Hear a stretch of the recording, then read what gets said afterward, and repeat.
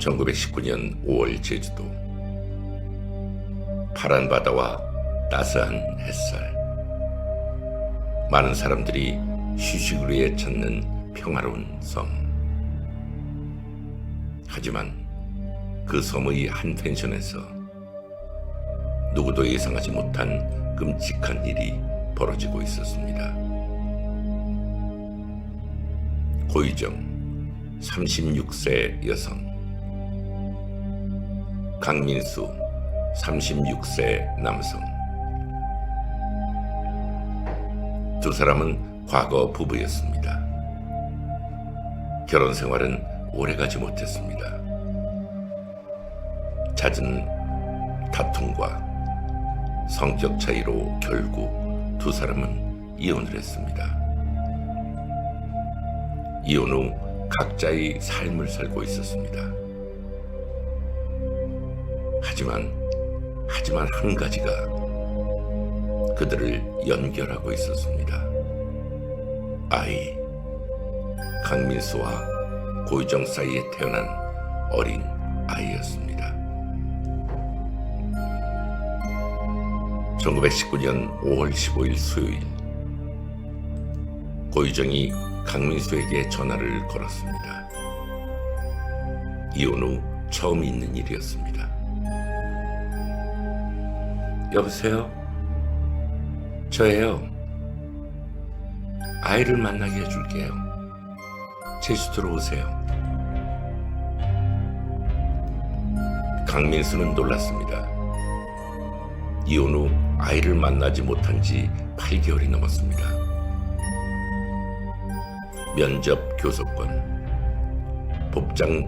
법적으로 보장된 권리였지만 고유정은 계속 거부해왔습니다. 그런데 갑자기 아이를 만나게 해주겠다고 합니다. 제주도요? 왜 거기서요? 저 지금 여기 있어요. 일 때문에 아이도 데리고 왔고요. 주말에 봐요. 아이가 아빠 보고 싶어 해요. 아이가 보고 싶어 한다. 그 말에 강민수의 마음은 흔들렸습니다. 무엇보다 아이를 만날 수 있다는 것. 8개월 만에. 알겠어요.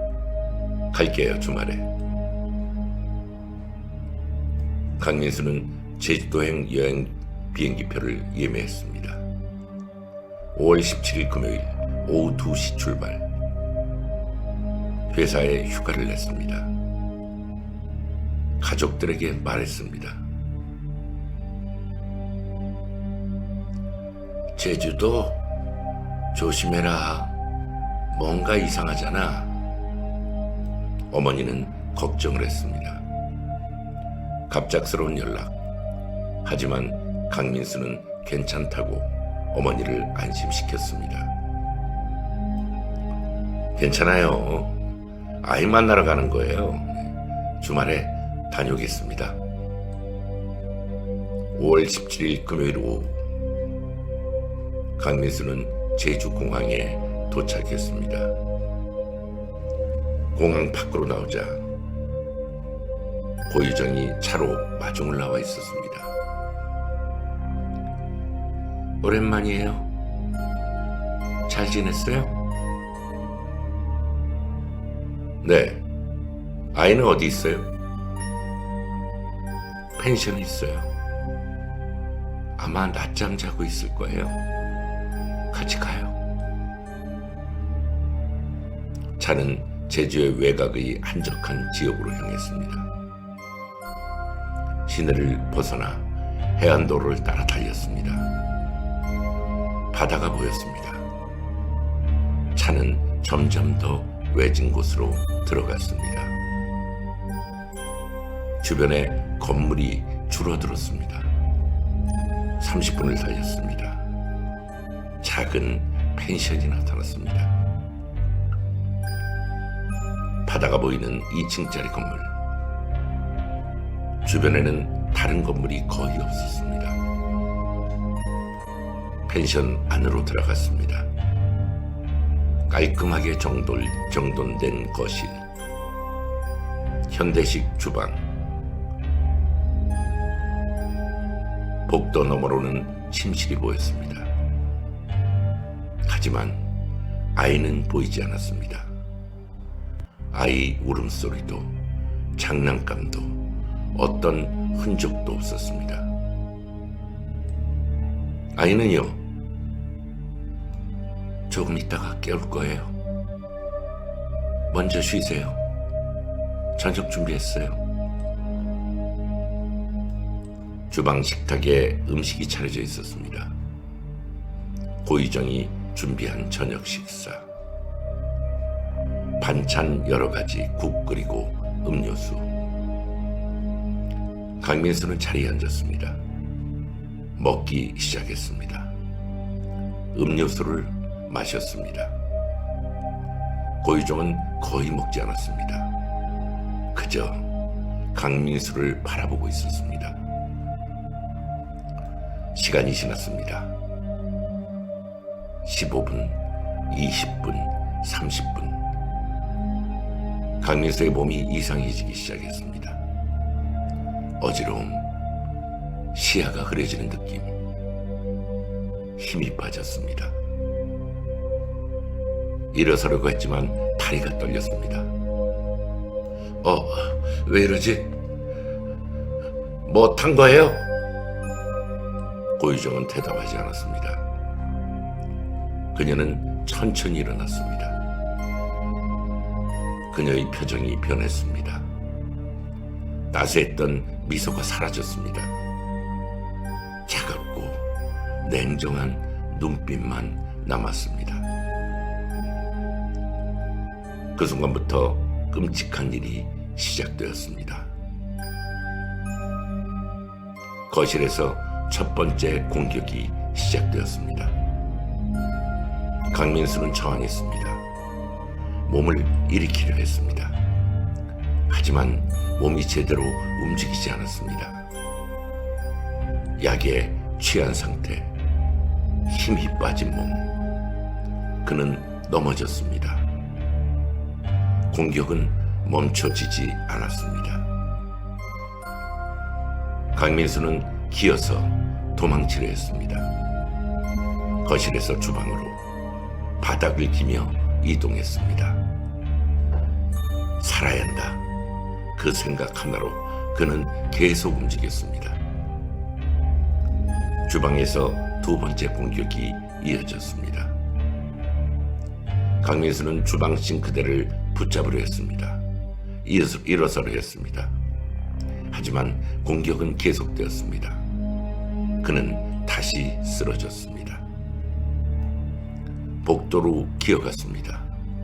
침실로 향했습니다. 문을 잠그려 했습니다. 숨으려 했습니다. 하지만 고유정이 뒤를 따라왔습니다. 침실에서 세 번째 공격. 이번에는 더 깊었습니다. 더 잔인했습니다. 김민수의 저항이 점점 약해졌습니다. 움직임이 느려졌습니다. 그리고 결국 멈췄습니다. 침실이 조용해졌습니다. 고유정은 숨을 몰아쉬었습니다. 그리고 주변을 둘러봤습니다. 바닥에, 벽에, 천장에 흔적들이 보였습니다. 피의 흔적들이. 다음날 아침 2019년 5월 16일 토요일, 펜션은 조용해졌습니다. 고유정은 일찍 일어났습니다. 그리고 현장을 정리하기 시작했습니다. 바닥을 닦았습니다. 물걸레로, 세제로,漂白제로. 벽을 닦았습니다. 천장을 닦았습니다. 가구를 옮겼습니다. 모든 흔적을 완벽하게 지우려 했습니다. 아주 완벽하게. 그녀는 생각했습니다. 이제 아무도 모를 거야. 증거는 없어.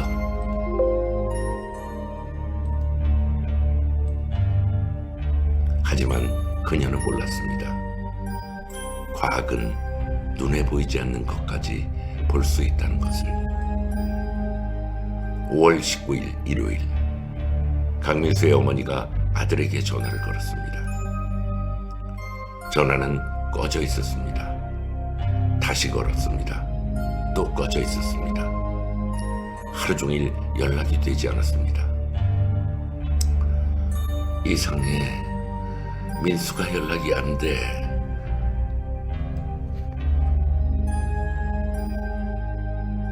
(5월 20일) 월요일 오전, 강민수의 가족이 경찰에 신고를 했습니다. 저희 아들이 제주도에 갔는데 연락이 안 됩니다. 사흘째예요. 경찰이 수색에 나섰습니다. 강민수의 휴대전화의 위치 추적을 요청했습니다. 마지막 위치는 제주도 서귀포시 외곽 한 펜션이었습니다. 경찰이 즉시 출동했습니다. 오후 2시 경찰이 펜션에 도착했습니다. 주차장에는 차가 없었습니다. 펜션은 조용했습니다. 펜션 주인에게 연락했습니다. 그 방은 지금 빈 방이에요. 손님이 어제 체크아웃을 했거든요. 문을 열어주실 수 있습니까? 실종자 수색 중입니다. 펜션 주인이 도착해서 문을 열었습니다. 경찰이 안으로 들어갔습니다. 펜션 안은 깨끗했습니다. 너무 깨끗했습니다.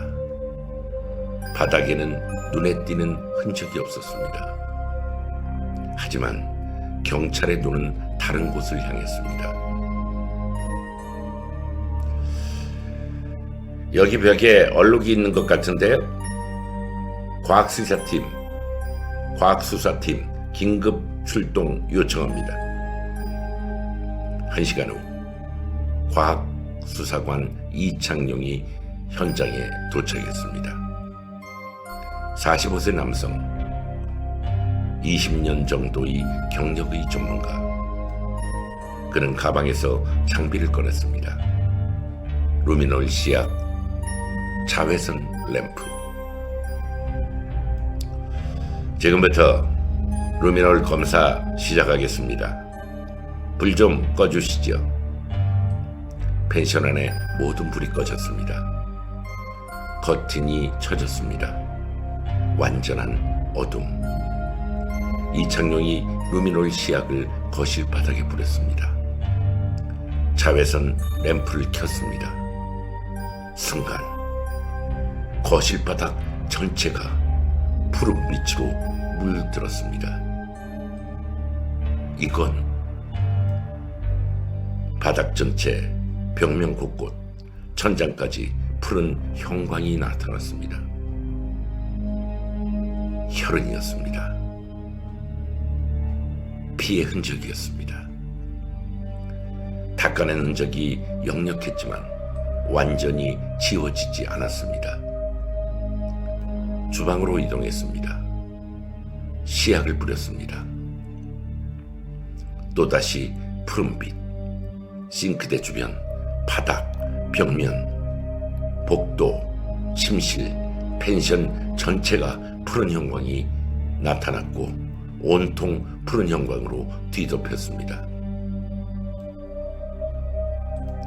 이창용은 혈흔의 패턴을 분석하기 시작했습니다.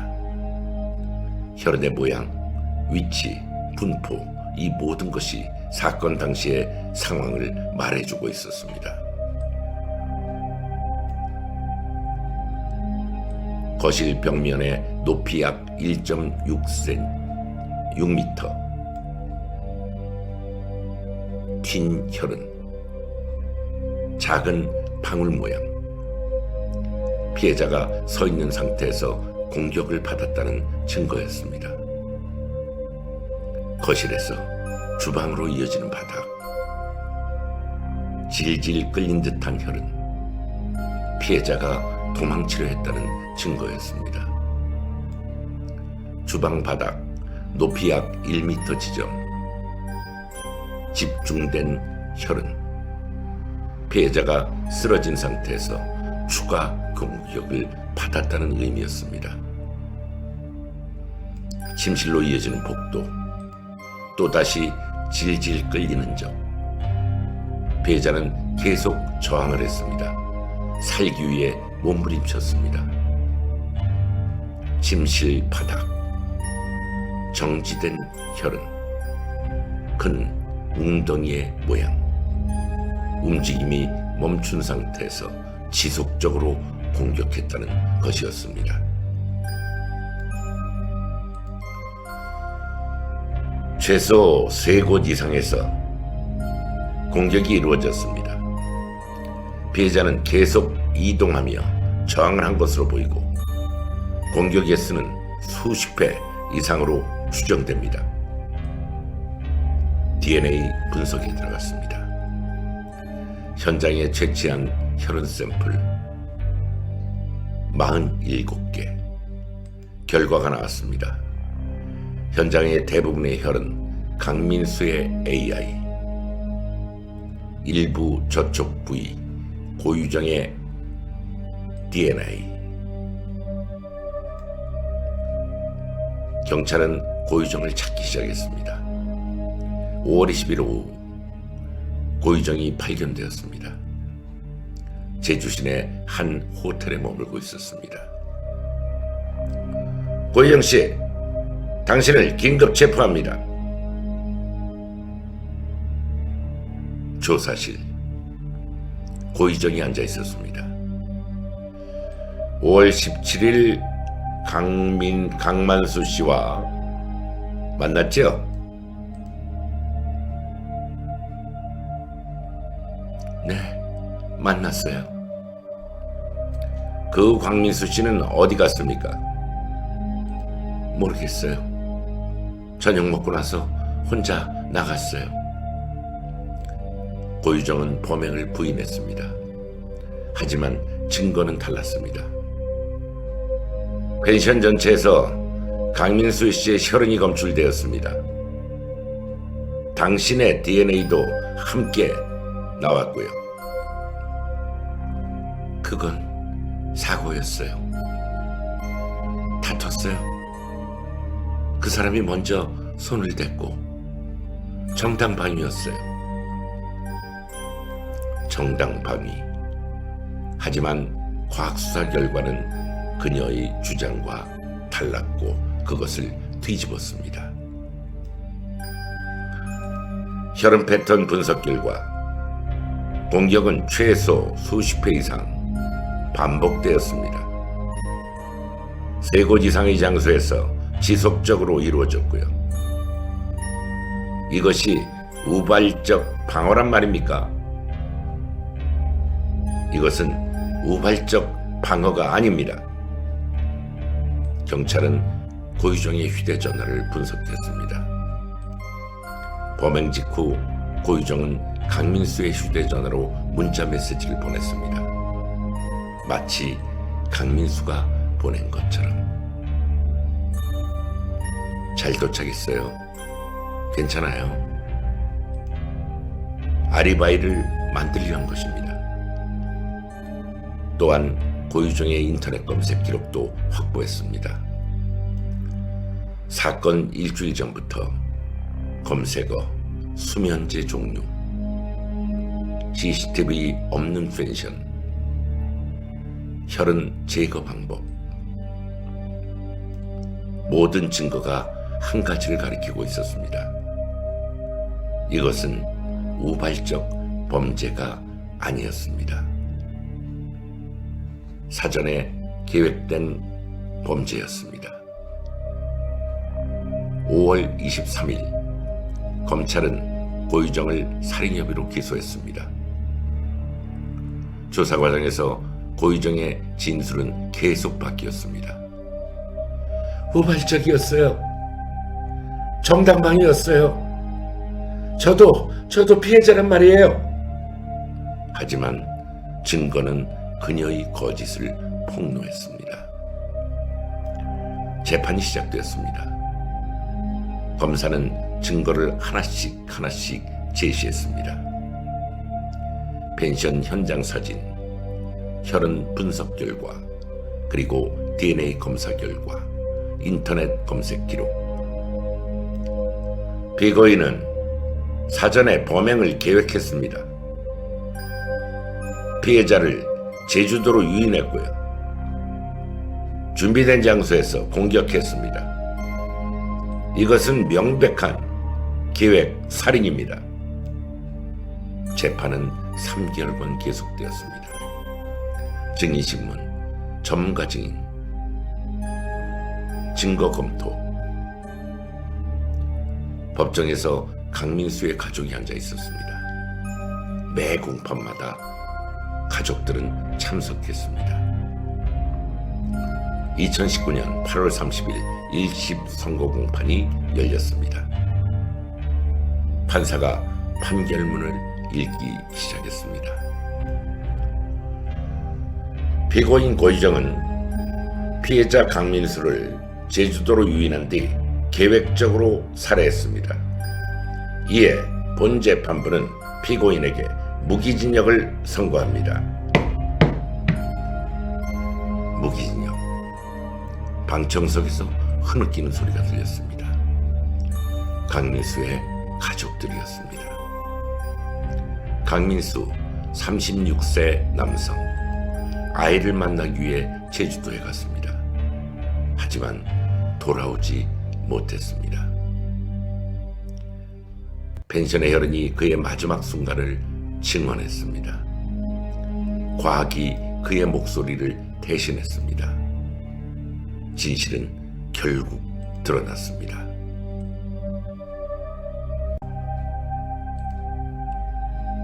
(2019년 8월 30일) 금요일 오후 2시 서울 서초구 서울중앙지방법원. 제주도 펜션 살인사건 1심 판결설거 공판이 열렸습니다. 법정은 만원이었습니다. 방청석마다 사람들로 가득했습니다. 언론 카메라가 출지였었습니다. 기자들이 메모를 준비했습니다. 판사가 법정으로 들어서고 모두가 일어섰습니다. 판사가 자리에 앉았습니다. 판결문을 들어올렸습니다. 피고인 고유정에게 무기징역을 선고합니다. 무기징역. 방청석에서 흐느끼는 소리가 들렸습니다. 강민수의 어머니였습니다. 휠체어를 탄 그녀의 손은 떨리고 있었습니다. 눈에는 눈물이 가득했습니다. 아들아, 이제 편히 쉬어라. 엄마가 끝까지 지켜봤다. 법정을 나서는 사람들. 기자들이 마이크를 들이댔습니다. 하지만 수사팀은 알고 있었습니다. 이것이 끝이 아니라는 것을. 그날 저녁 서울 서초구 대검찰청 중요사건 수사팀 회의실. 형광등 불빛 아래 수사관들이 모여 있었습니다. 회의 테이블 위에 서류더미가 쌓여 있었습니다. 수사팀장이 이야기합니다. 고유정의 과거를 샅샅이 뒤져야 합니다. 결혼 기록, 이혼 기록, 금융거래, 통신 내역, 모든 것을 조사하세요. 이런 범죄가 분명 처음이 없습니다. 판결이 나온 지 일주일 후 1919년 9월 초 수사팀은 고유정의 과거를 본격적으로 조사하기 시작했습니다. 결혼 기록을 추적했습니다. 호적 등본을 떼었습니다. 그리고 놀라운 사실이 발견되었습니다. 고유정의 결혼 기록. 첫 번째 남편 강민수 2015년 5월 결혼, 2017년 3월 이혼. 두 번째 남편 개인정보 보호를 우리는 그를 현 남편이라고 부르기로 했습니다. 2018년 1월 결혼. 수사관 한 명이 컴퓨터 화면을 뚫어지게 바라봤습니다. 그리고 손을 멈췄습니다. 뭔가 이상했습니다. 팀장님, 이거 보세요. 이거 한번 봐보세요. 수사팀장이 다가왔습니다. 두 번째 남편도 2019년 6월에 실종 신고가 들어왔습니다.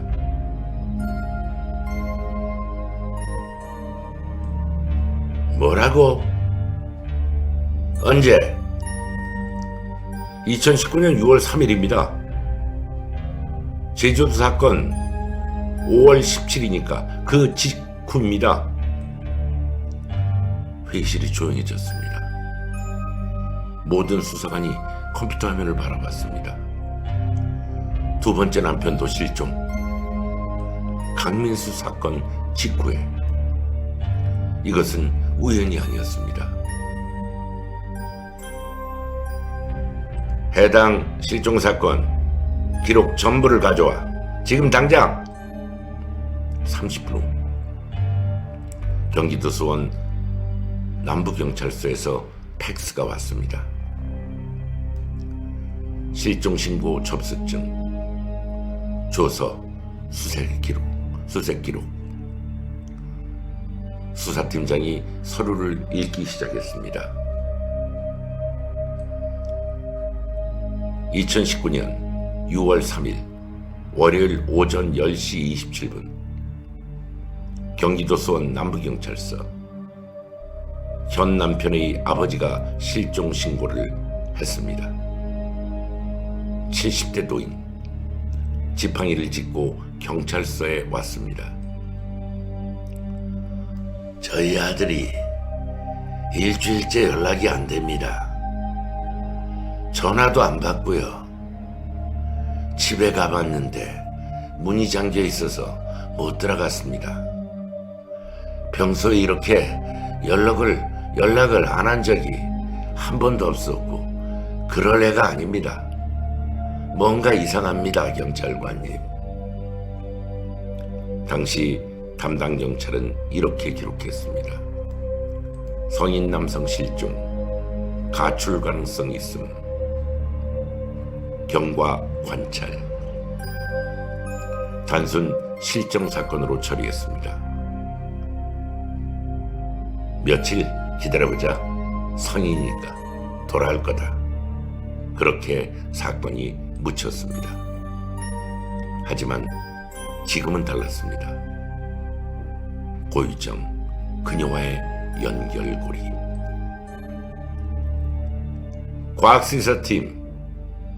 과학수사팀 소집하세요. 현 남편이 살던 집으로 즉시 출동합니다. 2019년 9월 5일 목요일 오전 9시 수사팀 차량 3대가 경기도 수원시 팔달구 한 주택 앞에 멈춰섰습니다. 현 남편이 살던 집, 고유정도 살던 곳, 2층짜리 단독주택, 작은 마당이 있었습니다. 3개월 전 실종 신고 이후 아무도 살지 않는 빈집이었습니다. 문에는 먼지가 쌓여 있었습니다. 우편함에는 우편물들이 가득 차 있었습니다. 잡지, 고지서, 관고, 전단지 넘쳐 흘렀습니다. 집주인에게 연락을 해서 열쇠를 받았습니다. 과학수사관 이창용이 장갑을 꼈습니다.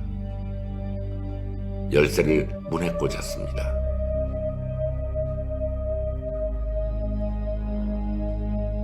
딸깍 문이 열렸습니다.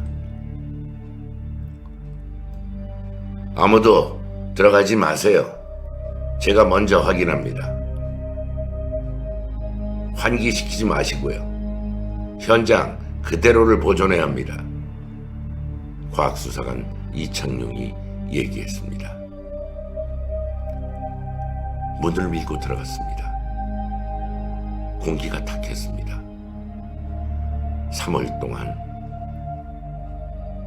3개월 동안 닫혀있던 지부의 냄새. 조심스럽게 안으로 들어갔습니다. 거실, 소파가 깔끔하게 정돈되어 있었습니다. 탁자 위에는 아무것도 없었습니다. 리모컨조차 없었습니다. TV는 꺼져 있었습니다. 화면에 먼지가 앉아 있었습니다. 주방, 싱크대가 반짝였습니다. 설거지도 다 되어 있었습니다. 그릇 하나, 컵 하나 보이지 않았습니다. 스테인레스 싱크대가 깨끗했습니다. 침대가 단정하게 정리되어 있었습니다. 이불이 반듯하게 개어져 있었습니다. 베개가 나란히 놓여져 있었습니다. 하지만 이창용의 눈은 달랐습니다. 20년 경력의 과학수사관. 그는 제주도 펜션에서 봤던 것과 똑같은 느낌을 받았습니다. 너무 깨끗하다. 지나치게 정돈되어 있다. 마치 누군가 철저하게 청소한 것처럼. 루미놀 검사를 준비하세요. 거실부터 시작합니다. 집 전체를 다 해야 됩니다. 팀원 4명이 장비를 가지고 들어왔습니다. 루미놀 시약통, 분무기, 자외선 램프, 카메라, 샘플 채취 도구, 삼각대를 설치했습니다. 그리고 카메라를 고정했습니다. 창문에 검은 천을 쳤습니다. 모든 불이 꺼졌습니다. 완전한 어둠. 손가락 하나 보이지 않을 정도로 깜깜했습니다. 이창용이 분무기를 들었습니다. 루미놀 시약을 거실 바닥에 뿌리기 시작했습니다. 미세한 물방울이 바닥에 떨어졌습니다. 자외선 램프가 켜졌습니다. 보라색 빛이 바닥을 비췄습니다. 그 순간 푸른 빛이 나타났습니다. 바닥 곳곳에서 푸른 형광이 빛났습니다. 소파 아래 탁자, 다리, 책 모서리, 형광 반응 혈흔이었습니다.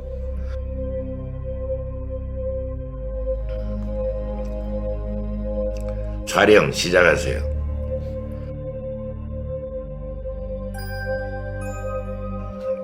위치마다마다 번호를 매기시고요. 카메라 셔터 소리가 연달아 들렸습니다. 탈칵, 탈칵, 탈칵, 탈칵. 팀원이 바닥에 변호 표지판을 붙여놓았습니다. 1번, 2번, 3번, 4번. 주방으로 이동했습니다. 싱크대가 반짝이고 있었습니다. 하지만 루미놀 시약을 뿌리자 진실이 드러났습니다. 싱크대 주변 바닥, 벽 타일, 배수구, 또다시 푸른 형광이 나타났습니다. 복도를 지나 화장실로 들어갔습니다. 욕조가 있었습니다. 하얀 욕조. 깨끗하게 닦여 있었습니다. 욕조 전체에 씨약을 뿌렸습니다. 자외선 램프를 비췄습니다. 그 순간 욕조 전체가 폭발하듯 빛났습니다. 강렬한 푸른 형광, 마치 은하수처럼 별이 쏟아지는 것처럼 욕조 바닥, 욕조 벽면, 욕조 가장자리, 배수구, 수도꼭지, 타일 틈새 모든 곳에서 혈흔 반응이 나타났습니다. 청소했습니다. 락스로 닦았습니다.漂백제를 부었습니다. 이 모든 고유정의 행동이지만 하지만 흔적은 남아 있었습니다. 이건 엄청난 양입니다. 여기서 뭔가 큰일이 벌어졌어요. 욕조 전체가 반응하고 있습니다. 대량의 혈액이 있었던 것 같습니다. 침실로 이동했습니다. 침대 주변에 씨약을 뿌렸습니다. 침대 아래, 침대 옆, 벽면, 옷장 뒤 곳곳에서 혈흔이 검출되었습니다. 샘플 채취가 시작되었습니다. 면봉으로 조심스럽게 혈흔을 채취했습니다. 욕조에서 32개, 거실에서 18개, 주방에서 12개, 침실에서 15개, 복도에서 8개, 총 85개의 샘플 모두 비닐봉투에 넣었습니다. 그리고 번호를 매겼습니다. 국과수에 보냈습니다. DNA 분석에 들어갔습니다. 3일 후 2019년 9월 8일 화요일 오후 5시 국과수 생물과학 DNA 분석 결과가 나왔습니다. 국과수 분석관이 수사팀에 전화를 걸었습니다. 결과 나왔습니다. 지금 찾아뵈도 될까요? 네, 지금 당장 오세요. 30분 후 국과수 분석관이 회의실에 도착했습니다. 손에는 두꺼운 서류봉투를 들고 있었습니다. 테이블 위에 서류봉투를 펼쳤습니다. DNA 분석 결과서 85장. 혈흔 샘플이 85개. 모두 분석 완료했습니다. 결과는 명확합니다. 혈흔 모두 실종된 현 남편의 DNA와 일치합니다. 그리고 일부 샘플에서 고유정 DNA도 검출됐습니다. 특히 욕조에서 채취한 샘플 32개 중 18개 두 사람의 DNA가 혼재되어 있었습니다. 수사팀장이 물었습니다. 혈액량은 어느 정도로 추정됩니까? 욕조에서 반응 강도로 보아 상당한 출혈이 있었던 것으로 추정됩니다. 최소 500cc 이상, 많게는 1리터 이상의 혈흔이 욕조에 있었을 것으로 보입니다. 수사팀은 확신했습니다. 현 남편도 고유정에게 살해당했다고. 그 집안에서, 욕조에서. 그렇다면 시신은 어디에 있는 것일까? 시신을 찾아야 합니다. 고유정의 동선을 전부 추적하세요. 통신기록, 신용카드, CCTV, GPS 모든 것을 체크, 조사하세요. 수사팀은 고유정의 동선을 추적하기 시작했습니다. 휴대전화, 위치정보 모두 확인했습니다. 2019년 5월부터 6월까지 2달간의 이동기록, 신용카드 사용 내역을 분석했습니다. 편의점, 주유소, 마트, 식당, 경기도 일대 CCTV 수백 대를 확인했습니다. 하루 24시간씩 돌려봤습니다. 그리고 발견했습니다.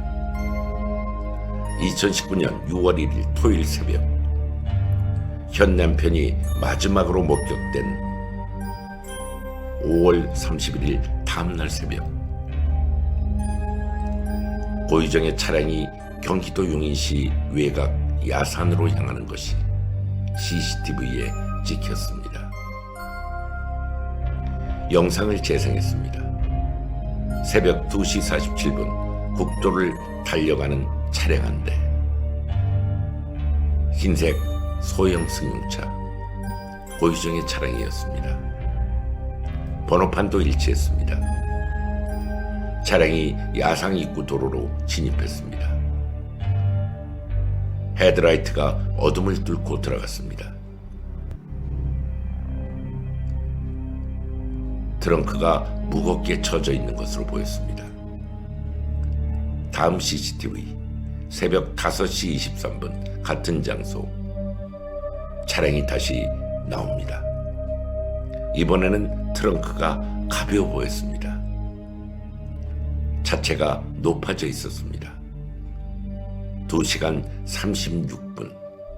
그 시간 동안 그곳에서 고유정은 무엇을 했을까? 해당 야산 전체를 수색합니다.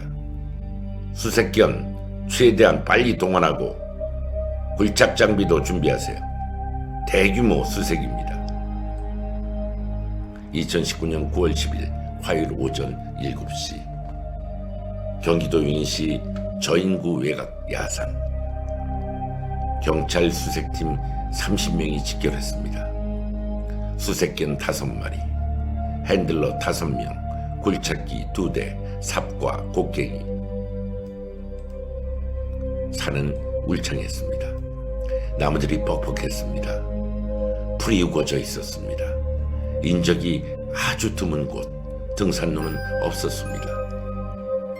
수색이 시작되고 수색견들이 산을 누볐고 코를 땅에 대고 냄새를 맡았습니다. 수색대원들이 뒤를 따라갔습니다.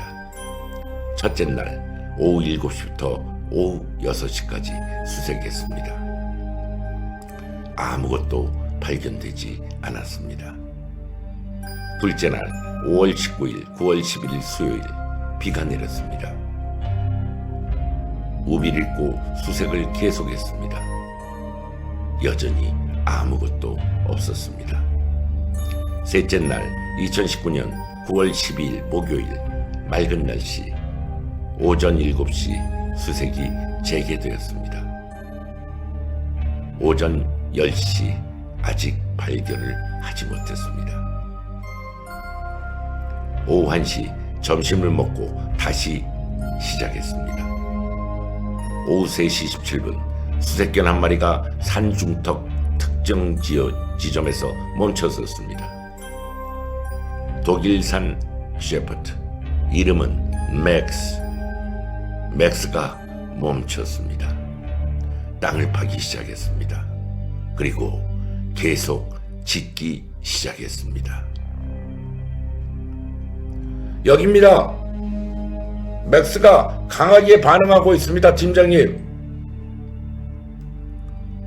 수색 대장이 달려갔습니다. 다른 대원들도 모여들었습니다. 그 지점을 자세히 봤습니다. 겉으로 보기에는 평범한 땅이었습니다. 낙엽이 쌓여 있었습니다. 하지만 자세히 보니 주변의 흙이 색이 약간 달랐습니다.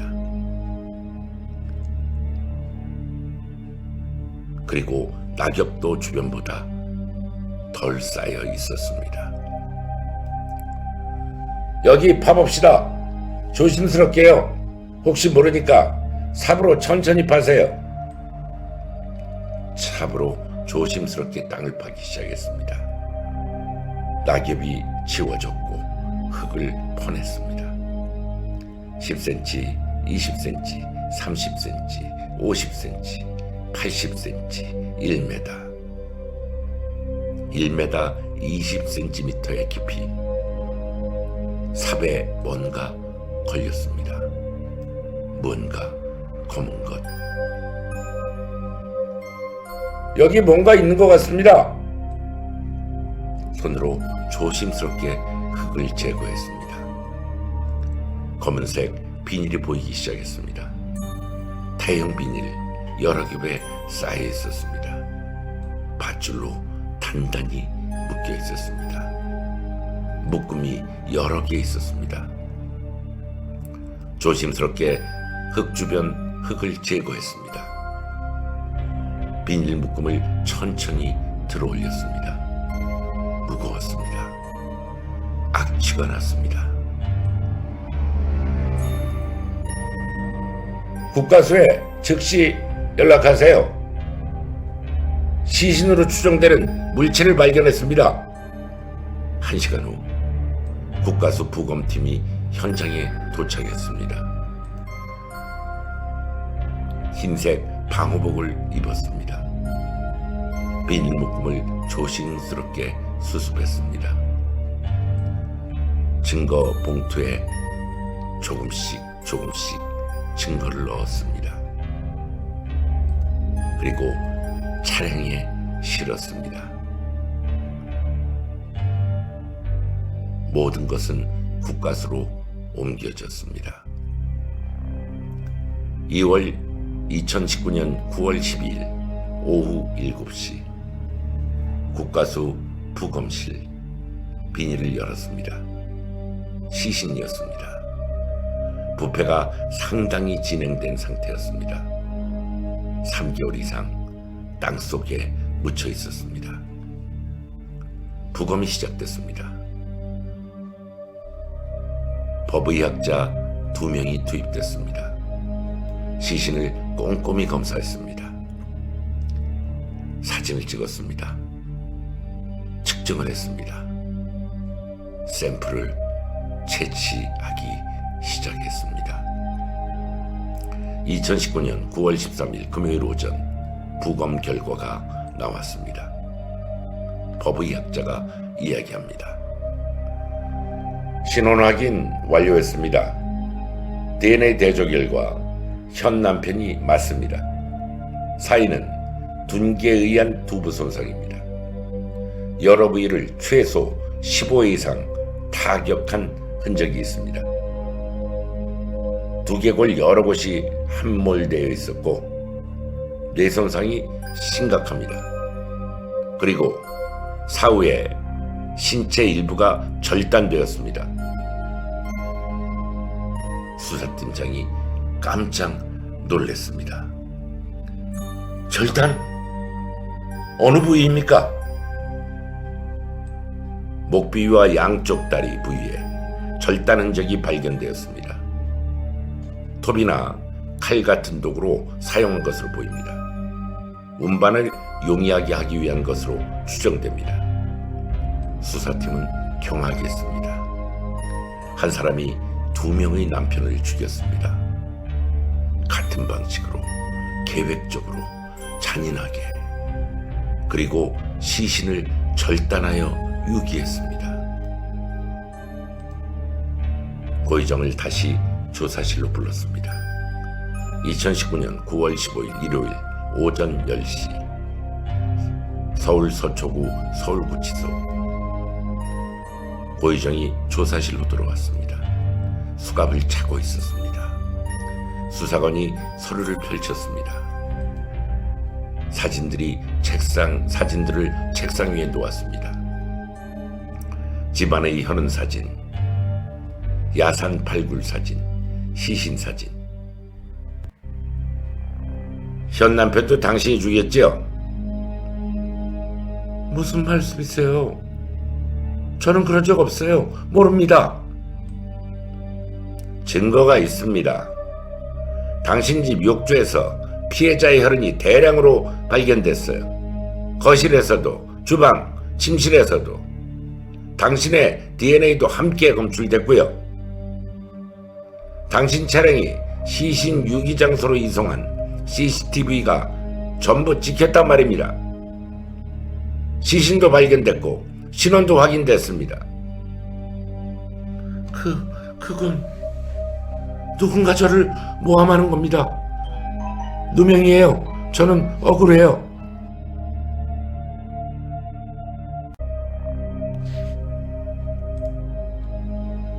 인터넷 검색 기록도 확보했습니다.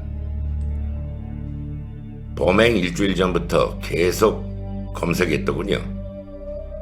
시신 처리 방법, 욕조 청소, DNA 제거, 야산 인적 드문 곳, 이런 것을요. 고유정은 입을 다물었습니다. 하지만 증거는 명백했습니다. 고유정의 물품 구매 내역도 확보되었습니다. 현 남편 실종사건 3일 전 1919년 5월 29일 대형마트에서 구매한 물품 목록:漂백제 10병, 락스 5병, 걸레 20장, 비닐장갑 100매, 대형 비닐 5롤, 밧줄 3개, 삽 1개, 톱 1개, 모두 현금으로 결제했습니다. 영수증이 나왔습니다. 고유정은 2건의 살인 혐의로 검찰에 추가 기소됐습니다. 2019년 9월 20일 기소장은 73페이지에 달했습니다. 범행의 계획성, 잔혹성, 증거인멸 과정, 시신 유기 과정 상세히 기록되어 있었습니다. 재판이 다시 시작되었습니다. 이번에는 두 사건 모두 다루는 통합 재판이었습니다. 2019년 10월 1일 화요일 첫 공판. 서울중앙지방법원 대법정. 법정은 연일 만원이었습니다. 언론이 집중했습니다. 국민이 주목했습니다. 두 남편 살인 사건, 계획 살인 의혹. 신문 헤드라인이 매일 바뀌었습니다. 검사가 증거를 차례대로 제시했습니다. 피고인은 계획적으로 두 남성을 살해했습니다.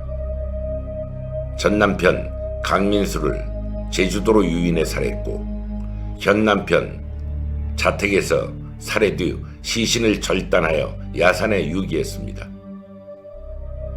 모든 범행은 치밀하게 계획적으로 이루어졌습니다. 과학수사팀 이창용도 증인으로 나왔습니다. 제주의 펜션 현장에서 검증된 혈흔은 피해자 강민수의 것이었습니다. 경기도 주택 현장에서 검증된 혈흔은 피해자 현 남편의 것이었습니다. 두 현장 모두에서 피고인 고유정의 DNA가 함께 검출되었습니다. 재판은 4개월간 계속되었습니다. 2020년 1월 17일 금요일 최종 선고 공판. 피고인 고유정에게 사형을 선고합니다. 사형. 방청석에서 흐느끼는 소리. 강민수의 어머니.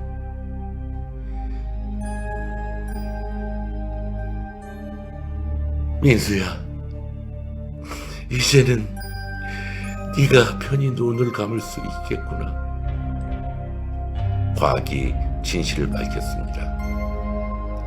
법이 정의를 실현했습니다. 아직도 고유정은 교도소에 살아있습니다. 악마 같은 여자. 두 남편을 잔혹하게 살해했던 여자. 그 여자의 잔혹한 범죄는 영원히 범죄 페이지에 기록될 것입니다.